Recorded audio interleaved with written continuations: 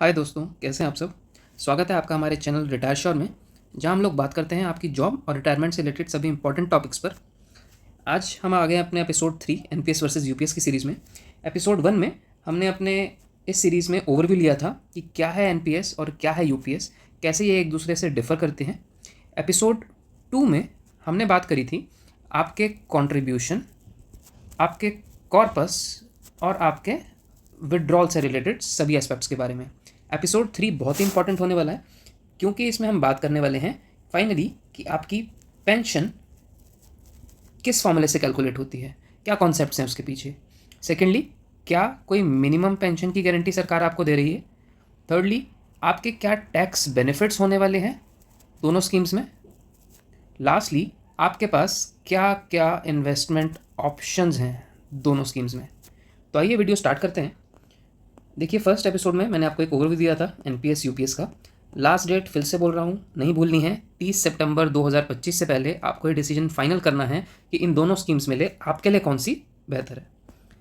Episode second में हमने इन points पर डिस्कशन किया था, आपकी एलिजिबिलिटी पर, आपके और सरकार के कंट्रीब्यूशन पर, कितने तरह के कॉर्पस होते हैं, उन कॉर्पस की ओनरशिप किसके पास है, फिर आपका जो इन्वेस्टमेंट है वो किस तरह से लगता है, मार्केट लिंक्ड है या नहीं है, लमसम विड्रॉल आप कितना कर सकते हैं, और क्या आप कोई पार्शियल विड्रॉल भी कर सकते हैं अगर आपको बीच में ज़रूरत पड़ी तो।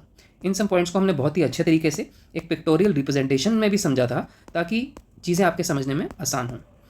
अब इस एपिसोड में हम लोग बात करने वाले हैं आपके पेंशन अमाउंट, क्या मिनिमम पेंशन अमाउंट होगा, क्या गारंटी दे रही है आपको सरकार, क्या एन्युटी परचेज मैंडेटरी है या नहीं है, क्या आपका पैसा इन्फ्लेशन से प्रोटेक्टेड है या नहीं, क्या आपको डीएनएस रिलीफ इस पेंशन पर सरकार देगी या नहीं, क्या क्या आपके टैक्स बेनिफिट्स हैं और क्या क्या आपके इन्वेस्टमेंट ऑप्शंस हैं।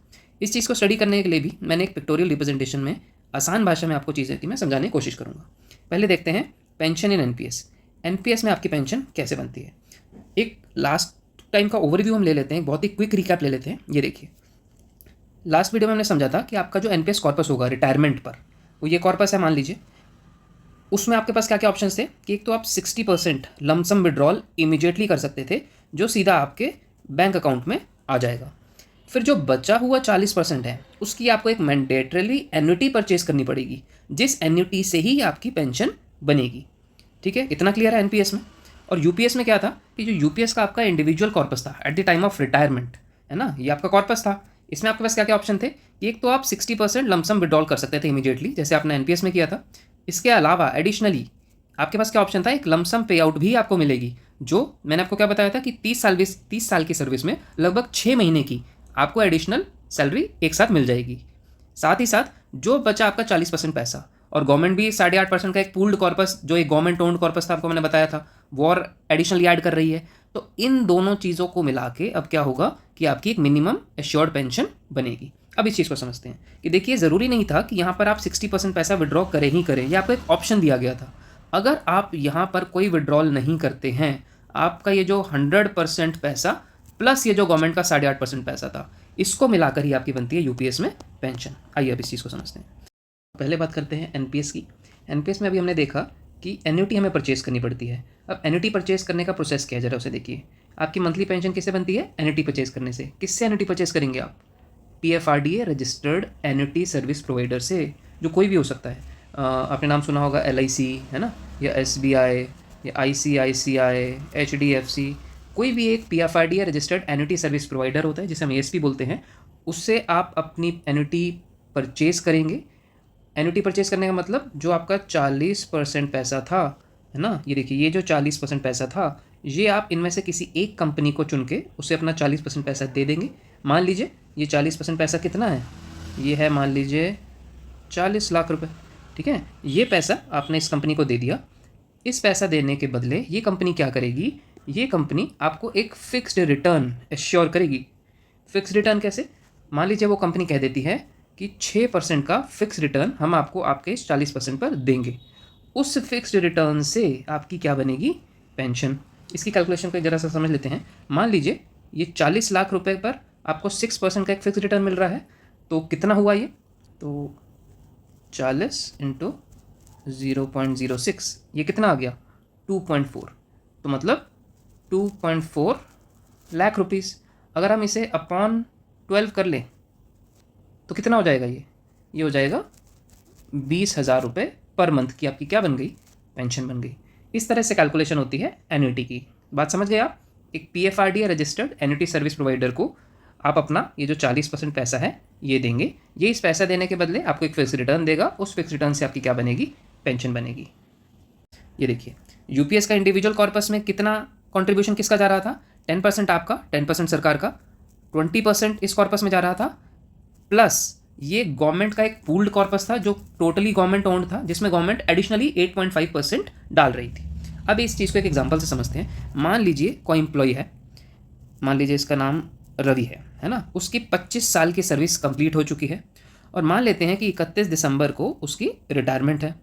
उसने किसी तरह का कोई विड्रॉल नहीं किया है, ना तो पार्शियल मतलब ड्यूरिंग द सर्विस, और ना ही वो फाइनल विड्रॉल कौन से वाला 60% वाला, उसने किसी तरह का कोई विड्रॉल नहीं किया है।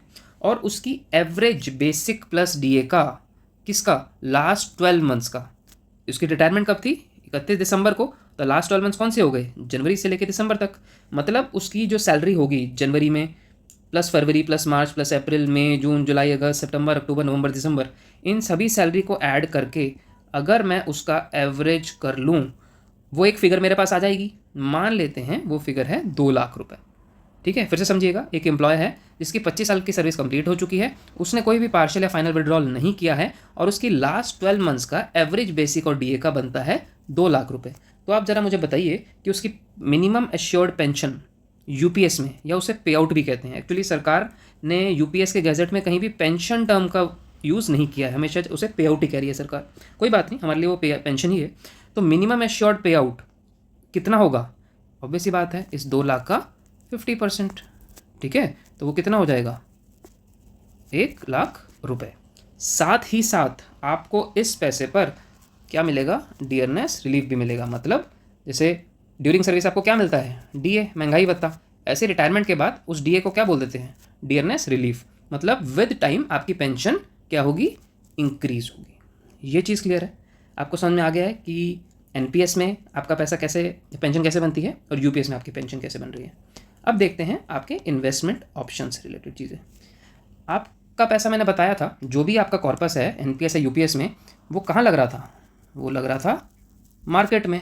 और मार्केट में कितनी चीज़ें थी, 2 चीज़ें मैंने आपको बताई थी, एक था इक्विटी, एक था बॉन्ड्स, है ना, इक्विटी और बॉन्ड्स। बॉन्ड्स के साथ साथ एक और ऑप्शन भी आप उसमें इंक्लूड कर सकते हैं, डेट, इसे बोलते हैं कॉर्पोरेट डेट्स। हम इतना ज़्यादा फाइनेंशियल टर्म्स में नहीं घुसना है, हमें सिर्फ इतनी बात याद रखनी है कि जो इक्विटी है वो क्या है, एक हायर रिस्क एसेट है, और जो बॉन्ड्स हैं वो है लोअर रिस्क एसेट्स। मतलब कि अगर आपका पैसा इक्विटी में लगा है तो वो एक हायर रिस्क पर है, जैसे कि अगर वो पैसा बढ़ेगा तो हो सकता है वो बहुत ज़्यादा बढ़ जाए, और कम होगा तो भी हो सकता है कि वो बहुत ज़्यादा कम हो जाए। लेकिन अगर आपका वही पैसा बॉन्ड्स में लगा है तो ना तो वो ज़्यादा बढ़ेगा और ना तो वो ज़्यादा घटेगा। ये एक सेफ ऑप्शन है आपके लिए, और ये एक हायर रिस्क वाला ऑप्शन आप इसे कह सकते हैं इक्विटी का।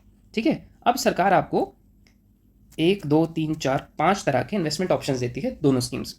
ठीक है, पहला तो हो गया डिफ़ॉल्ट, एनपीएस में भी है यूपीएस में भी है। आपने देखा होगा, आप अपना एनपीएस अकाउंट लॉगिन करके देख सकते हैं। आपका पैसा अगर आपको दिख रहा हो एलआईसी, यूटीआई और एसबीआई में लगा हो, या आपने कोई भी इन्वेस्टमेंट ऑप्शन खुद से ना चूज़ किया हो, गवर्नमेंट ने ही आपके लिए चूज़ किया हो, तो वो इन्वेस्टमेंट ऑप्शन होता है डिफ़ॉल्ट का।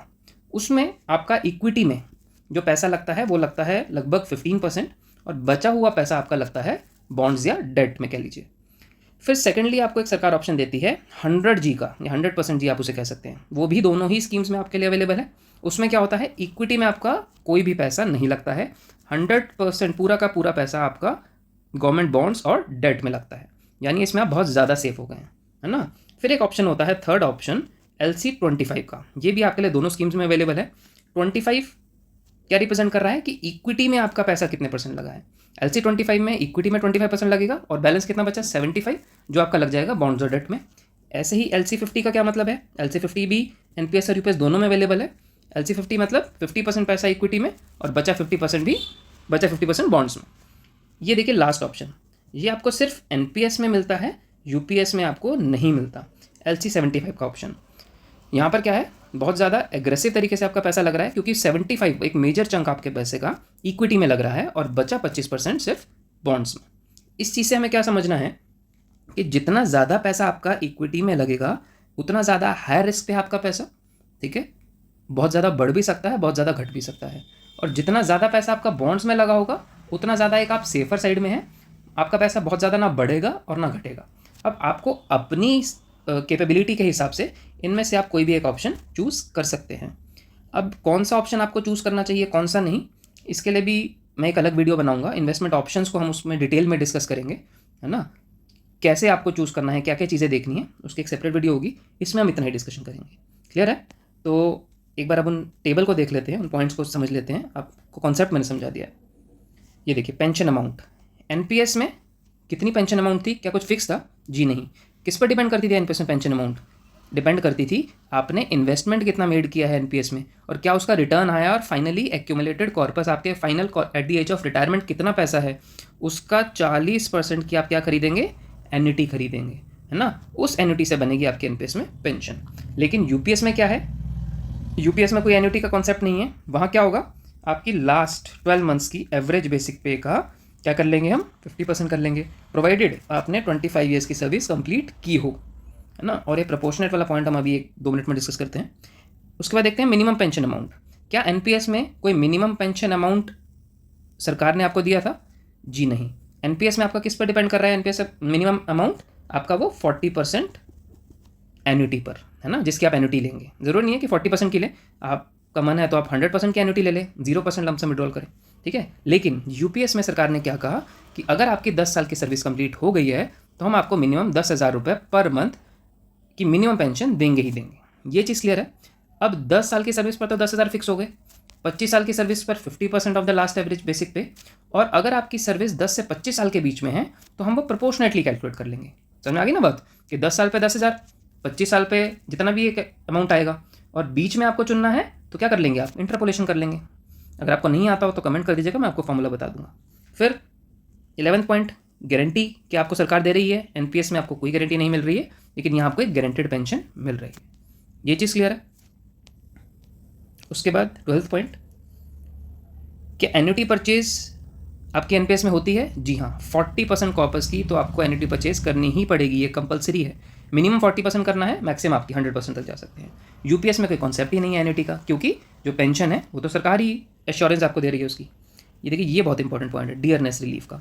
एनपीएस में कोई भी इन्फ्लेशन का प्रोटेक्शन, मतलब कोई भी महंगाई राहत आपको नहीं मिलती है, जबकि यूपीएस में आपको जो मिनिमम पेंशन है, जो आपकी एश्योर्ड पेंशन है, उस पर डीआर यानी डियरनेस रिलीफ यानी महंगाई राहत भी मिलती है, ठीक है।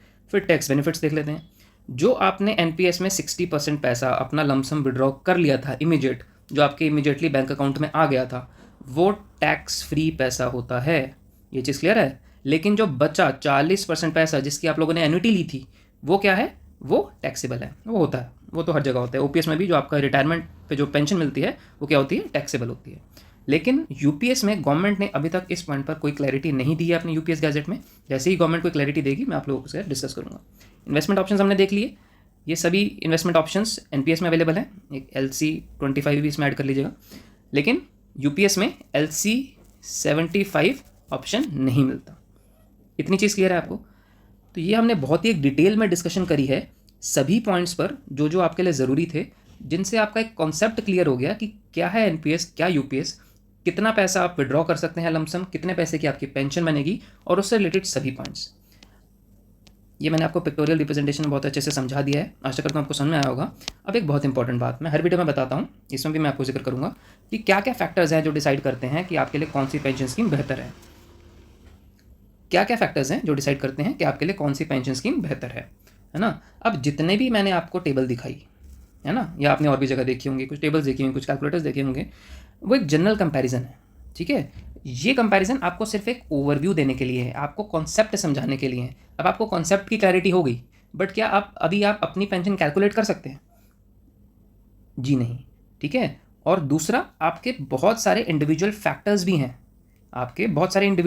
भी हैं, जो गवर्न करेंगे कि आपके लिए कौन सी पेंशन स्कीम बेहतर है, ठीक है। जैसे आपका करंट सैलरी लेवल और पे लेवल, आपकी कितने साल की सर्विस बची है, आपकी क्या फैमिली रिस्पॉन्सिबिलिटीज़ हैं, आपके रिस्क कितना टॉलरेट कर सकते हैं, आपके फाइनेंशियल गोल्स क्या हैं, आपकी एक्सपेक्टेड लाइफ क्या है, रिटायरमेंट आप कैसा लाइफस्टाइल जी रहे हैं, बहुत सारे फैक्टर्स ऐसे हैं जो हम सिर्फ एक टेबल के माध्यम से नहीं समझ सकते, वो आपको अपने फैक्टर्स के बारे में पता होगा, राइट। तो टेबल से आपने बेसिक कैलकुलेशंस और बेसिक कॉन्सेप्ट समझ लिए। अब आपको इन फैक्टर्स को और ध्यान में रखते हुए आपने लिए डिसीजन लेना है कि एनपीएस और यूपीएस। और ये गलती मैं फिर से बोल रहा हूँ नहीं करनी कि अपने पड़ोसी से या अपने कलीग से पूछ लिया कि भाई तुम कौन सी स्कीम ले रहे हो, मैं भी वही ले लेता हूँ। क्यों? क्या आपके कलीग और आपकी फैमिली रिस्पॉन्सिबिलिटीज सेम है? जी नहीं। क्या रिस्क टॉलरेंस कैपेबिलिटी सेम है? जी नहीं। क्या आपके फाइनेंशियल गोल सेम है? नहीं। क्या आपका करंट सैलरी लेवल, क्या आपके remaining years of service same है? जी नहीं, हो ही नहीं सकते। किसी भी दो पर्सन्स के ये सारे फैक्टर्स सेम नहीं हो सकते, तो इसलिए दोनों का डिसीजन भी सेम नहीं हो सकता। तो अपने लिए सही डिसीजन ले कैसे? या तो जो मैंने आपको बताया उस बेसिस पर अपनी कैलकुलेशन करिए, इन सभी फैक्टर्स या और भी बहुत सारे फैक्टर्स हैं इनको इंक्लूड करिए। लेकिन अगर आपके पास ये सब करने का टाइम नहीं है तो रिटायर श्योर आपके लिए एक ऑप्शन लाया है। आपके लिए एक पर्सनलाइज्ड और customised pension analysis retire sure करेगा और आपको एक पर्सनलाइज्ड रिपोर्ट देगा, ठीक है, जो क्या करेगा, आपको एक स्मार्ट और इन्फॉर्म्ड डिसीजन लेने में मदद करेगा, जिस रिपोर्ट में आपके फ्यूचर रिटर्न प्रोजेक्शंस और एक कंप्लीट एनालिसिस होगी। और उस रिपोर्ट में लास्ट में मैं अपना एक रिकमेंडेशन भी दूंगा आपके फैक्टर्स को ध्यान में रखते हुए। अब आपके फैक्टर्स मुझे कैसे पता लगेंगे, उसके लिए मैंने एक गूगल फॉर्म तैयार किया है। ये देखिए, इस गूगल फॉर्म का लिंक है, ये मैं डिस्क्रिप्शन में भी डाल दूंगा।